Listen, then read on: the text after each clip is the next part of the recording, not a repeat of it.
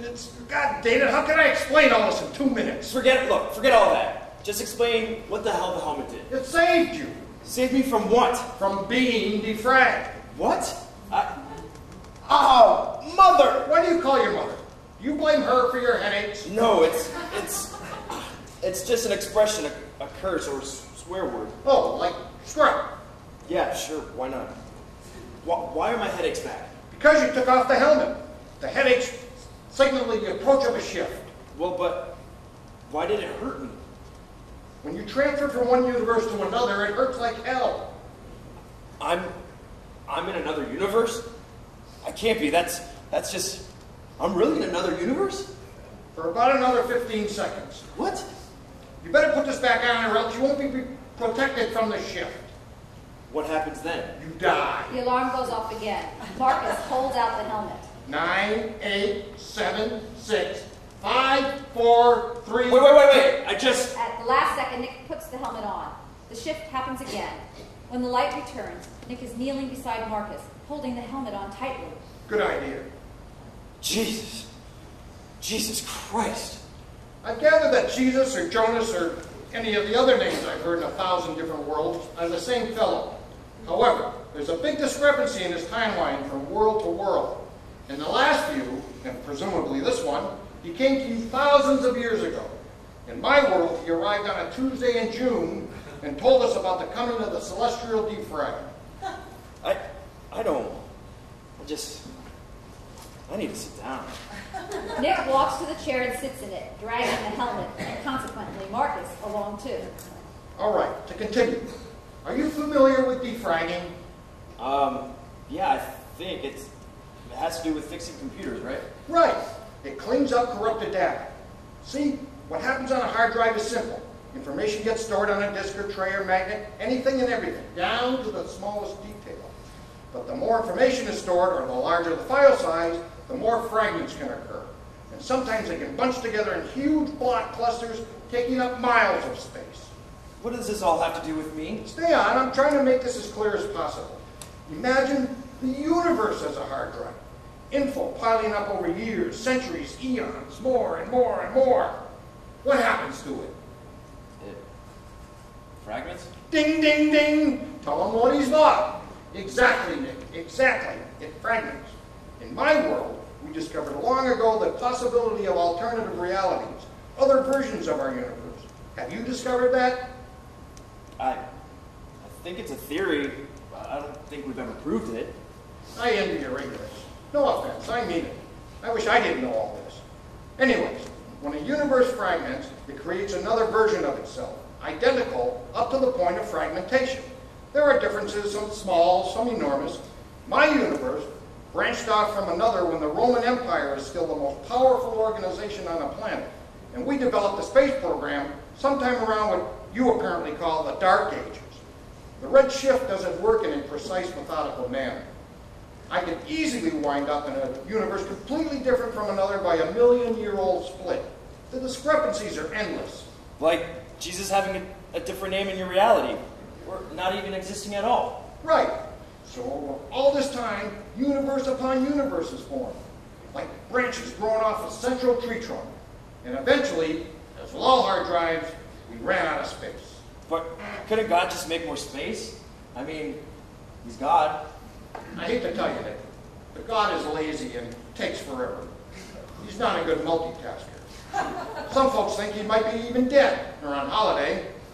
From what we understand, the main universe all others branch from is in fact the 9th version of reality, like Windows. You have windows in your world? Yes, don't you? It's been in every world so far. Yeah, we have it. All right then. Now, at some point in the not too distant past, about 5 or 6 years ago for us, maybe more for you, I don't know, God began the Celestial Defrag.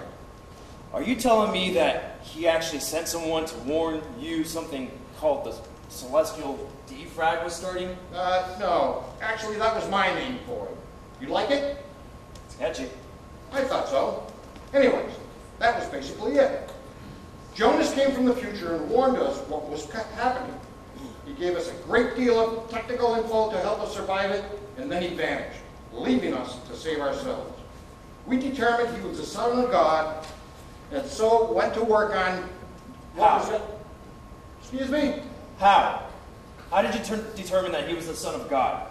We've been trying to figure that out for hundreds of years, and we've never gotten a real answer. Well, because he could travel to the future. Wait. God, I'm getting a headache with this thing on. I know. I'm so sorry. It's a lot of information to take in, but you have to know. Okay. What does time travel have to do with all this? You can only travel to the past in other alternative universes as long as they are closer to the central universe than you are. And you can only return to the present insofar as it is the present in your own universe, your point of origin. Essentially, you can't travel forward past the present defrag.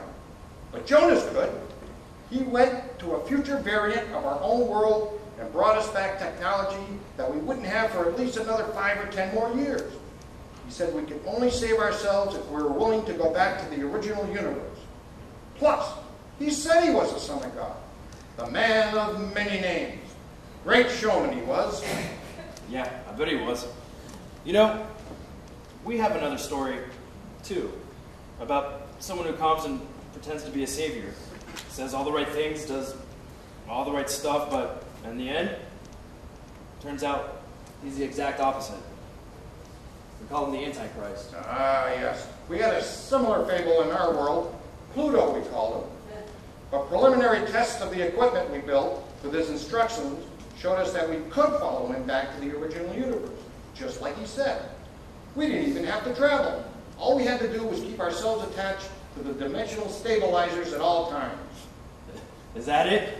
Look, if you'd rather die, have it your way. You don't even have to go anywhere.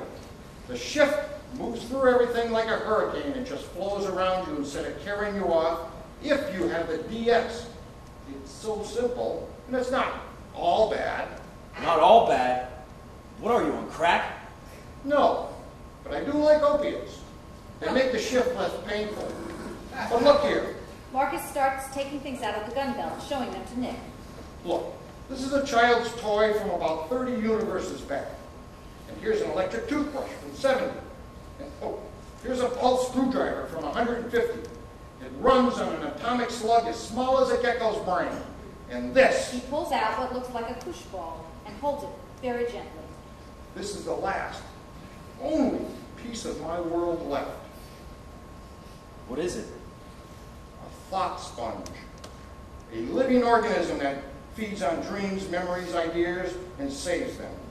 Like a living, breathing floppy disk. Good God! How ancient is this world? You still use floppies? No, we don't. I was just... Can I hold it? Her. Hold her. And yes, I suppose so. What does she do? Squeeze her. Nick does. A large image suddenly appears on the back wall. Marcus is cradling a baby in his arms. He rocks the child, smiling. The real Marcus yelps and grabs the sponge, and as he takes it, the image vanishes. Give her back. Was that your kid? You have a kid? Had a child. A daughter. And you didn't save her? You didn't bring her too? I couldn't, all right? I couldn't. I didn't have time. Oh, but you had time to grab a thought sponge and be clever and... Shut the scrut up! No, you shut the scrut up! I'm sick of this. 5 minutes ago, everything was fine. And then you bust in and start telling me the universe is defragging and Jonus is Jesus and all this other shit. And you just try to save me when you didn't even have to save your own daughter. God dang you! If I could have, I would have, but I couldn't. The experiment went through. I couldn't get back. What? I was the test subject. I was the youngest, the bravest, and quite possibly the stupidest. So I volunteered to see if the equipment would work. It did. But I couldn't travel back. Red shifts happen every day, sometimes many times as you saw, but you never know which one will be your last. Some people last a long time. You're the longest. I've never seen anyone survive a whole month of shifts with their universe comes crashing down around them. Yours lasted a long, long time. But mine. That was our last shift. It plowed through our world like a wave, washing away everything like sandcastles on a beach. When I couldn't return, I knew I could never go.